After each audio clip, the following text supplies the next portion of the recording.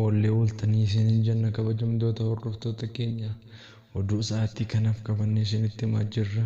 Intarteementii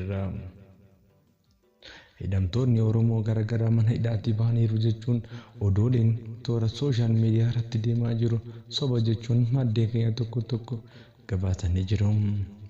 Hidhamtoota Oromoo Obbo Jawaar Mohaammed dabalatee Jaal Abdii Raggaasaa akkasumas Koloneel Gammachuu Ayyaanaa akkasumas Obbo Baqqalaa Garbaa dabalatee qabsaa'onni hedduun mana hidhaatii bahaniiru jechuun oduun toora sooshaal miidiyaatiin haasa'amaa jiru soba jechuun toora FIB'n gabaasanii jiru.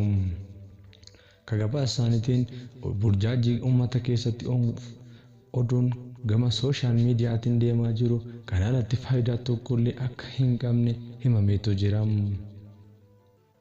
Haa ta'u malee qabsaa'onni Oromoon mana hidhaarraatti otoo ba'anii uummanni akka barbaadu waan beekaniif ittiin daldalachuuf qabsaa'onni Oromoo hedduu mana hidhaatii bahaniiru jechuun burjaajii uummata keessatti uumaa akka jiran maddeen keenya gabaasanii jiru.